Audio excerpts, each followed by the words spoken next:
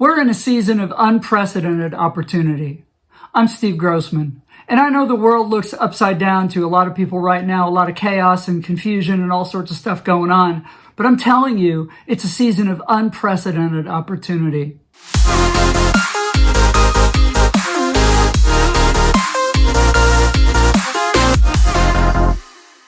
So you might have seen a post that I released earlier this week on the fact that I was just thinking, everybody's complaining, everybody's yelling, everybody's rioting. Well, not everybody, but a lot of people. And, the other side was rioting over the last 4 years. Well, not really. But anyway, a lot of people are just concerned about all the chaos and the confusion and which way is up and which way is down and the economy and politics and all this stuff. And it just dawned on me that maybe instead of just complaining and rioting or whatever, maybe we should do stuff. And on the heels of that, I was sitting in church a couple weeks ago, and I felt the Lord really strongly say that we're in a season of unprecedented opportunity. And at that moment, it clicked, because that's really what was bubbling around inside me, was that every time there's chaos, every time there's times and periods of great change, which is what we're in the middle of right now, and I'll be honest with you, I think we're just getting started. What that really spells is opportunity. And especially for those of you, which to some extent I would hope is most of us, that are upset about something, that are seeing a need, seeing a passion, seeing a desire, seeing, oh my gosh, if they do that, this will happen.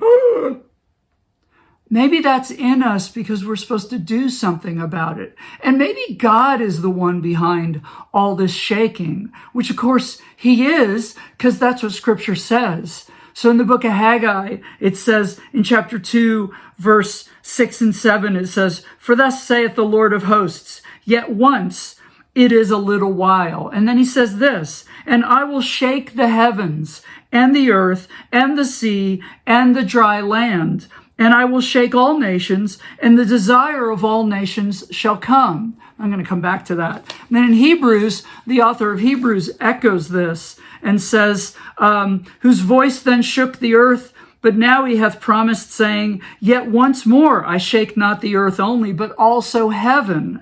And this word, yet once more, signifieth the removing of those things that are shaken, as of those things that are made, that those things which cannot be shaken may remain." Now, to cut to the chase on all this, what it's saying in Hebrews is that God will shake things, but what he's shaking is the things that can be shaken, which is, all the stuff we come up with and the plans and the things that don't work so well. But the things that remain are the things of God: compassion, love, taking care of one another, good ideas that actually help humanity. And that's what I want to go back to Haggai, and it talks here, it says, "And the desire of nations shall come." Well, what's the desire of nations? Well, it's the same desire as people, that there would be peace and there would be solutions to big problems, that people would have more and be able to do more and be more and fulfill their callings and all that they're meant to be.